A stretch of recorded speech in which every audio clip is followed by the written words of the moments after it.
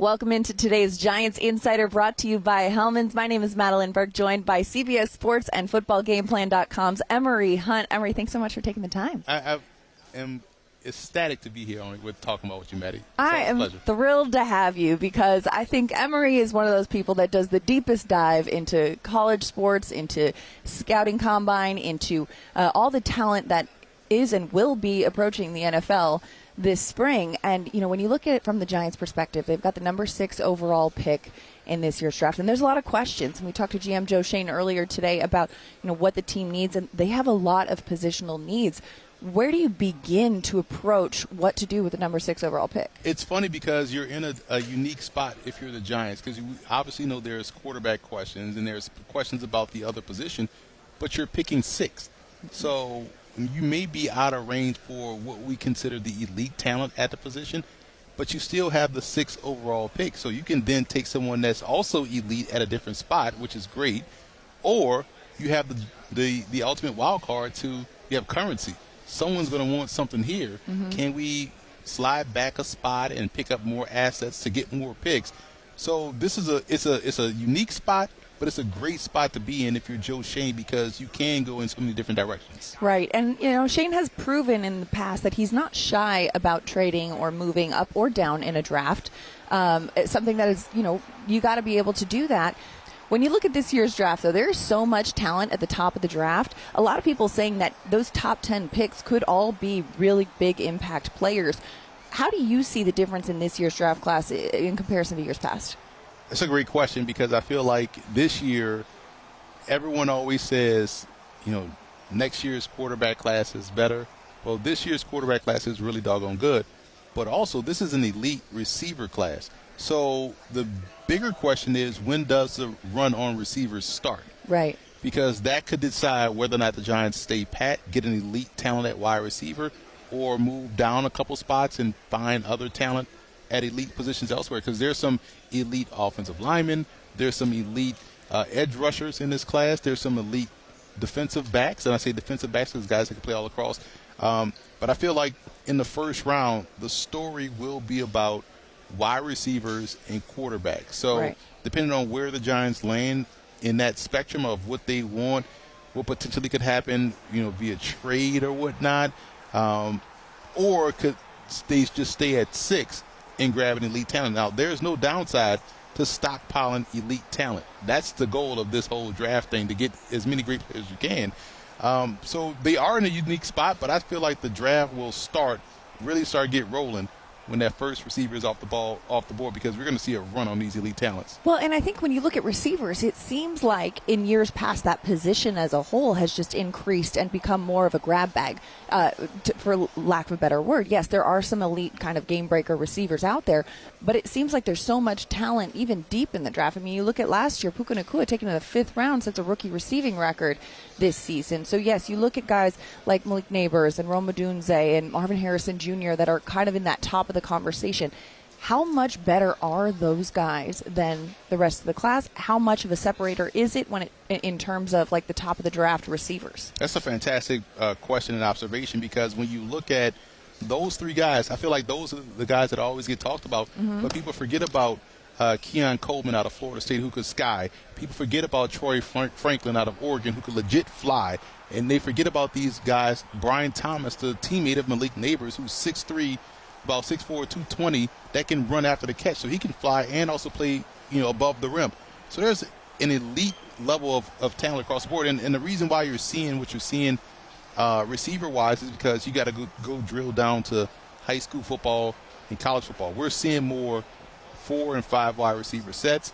Guys are playing a lot more 7-on-7 at the high school level, which trickles up to the college game, because you're seeing a lot more, because you can use the width of the field because of the hash marks, and so you see all these 5 wide receiver sets. So the time on task that these guys are running routes from high school to college to now coming into the NFL, they are more polished than the receivers that came out in the late 90s, early 2000s in terms of route running, reading coverage on the fly, all of those things. So that's why we're able to get Puka Nacua in the 5th round that can step in right away and play like he's been a veteran, because he's run probably a million routes already. Right. And a lot of this, too, this time of year, we get to, like you said, these are the names we're hearing, and everyone's just like yes-anding those names. But there's so much talent in this draft that's about to be in the National Football League, too. Talking about the offensive line as a unit, that's something that has plagued the Giants as a need for a while. There's a lot of tackles early on in the top of the draft, but how much value can you get that at that position in later rounds in the offensive line, like maybe guards or interior linemen? Not that I'm pausing because I'm stuck. I want to make sure I articulate the point properly, because it's like you guys do a great job here. I watch you guys all the time. I have no biases, but I watch you guys all the time, right? But the reason why you guys are so good is because you have worked together consistently over time. Right. What an offensive line unit is predicated on. How much can you depend on the guy to the left of you, to the right of you, to the guy coordinating you? Right. If everything is consistent, all things will look great. So I feel like the best thing for the Giants would be to find someone that they believe in to steer the ship and put guys in position that, hey, I know game in, game out, this person is going to be next to me. We won't be shuffling around. Granted, it's an injury, but if we are together as a unit, we will grow as a unit. It is just like the secondary, right? Which is why the secondary tends to look a lot better for the Giants in the offensive line, because these guys tend to have played together more consistently. They know each other's ticks and know what the other guy is going to do. There's been so much shuffling around the Giants' offensive line. Let's just say Evan Neal, right? We know Evan Neal is a tremendous talent. He is not a bad football player. We know Evan Neal can definitely be a dominant player. We've seen glimpses of that. Continuity has been the biggest issue. That comes when you get continuity, you get consistency, and you get your great play. You can't be great Madelyn if you're constantly doing this one day and then you're hopping around doing drills one day. You got your vertical coming the other day, and the next day you can't be great. You had to bring up the vertical. I had to bring up the vertical. It's very small. You can't be great without that, right? Yeah. Without that continuity. So I feel like the Giants' offensive line, you got Andrew Thomas, you got some good guys up front. Right. Continuity for those guys will help them reach the goal, and I hope they get it this year. Well, and it's kind of like to compare it to what you and I do, right? You make great television when you have chemistry with your colleagues and your co-hosts and all that, but it's hard to guess how well people will mesh. Sometimes you just got to put it out there and see if it works well together. And, as a unit, whether it's an offensive line or a backfield, to compare it to the association, the NBA, you got to play on a string. You got to know where your teammates are. And that's a hard thing to project, but that's why, we're all out here. That's why we're trying to say, okay, let's look at every piece of information we could find to best project how to approach the 2024 NFL Draft. Because if you look at, I know a lot of Giants fans are focusing on offensive line, and I get it, and they always ask, can Evan Neal kick down inside the guard? Well, yeah, he has played a lot of different positions since, in college, so he has cross-trained in that aspect. What you should be asking is whether or not the guy, an offensive lineman that we take at 6 or wherever, can he step in and handle, how well does he work with the guy next to him?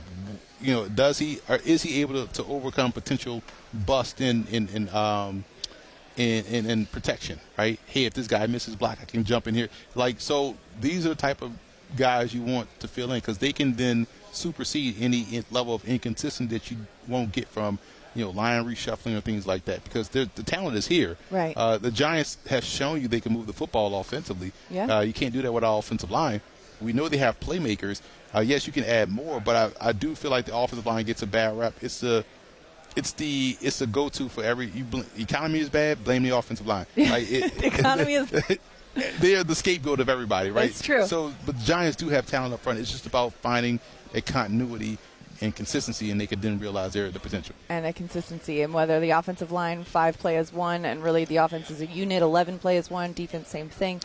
Listen, we're 2 weeks away from free agency starting, so much is going to change between now and then, and the NFL Draft in terms of what the Giants needs and the priorities and whatnot. But we're going to continue to watch it and monitor it and keep you up to date with all the latest on Giants.com and all the Giants outlets. Thanks for tuning in to today's Giants Insider, brought to you by Hellman's Emory Hunt. Thank you for the time. You can find Emory on CBS Sports, on footballgameplan.com, on social media. I really appreciate your insight.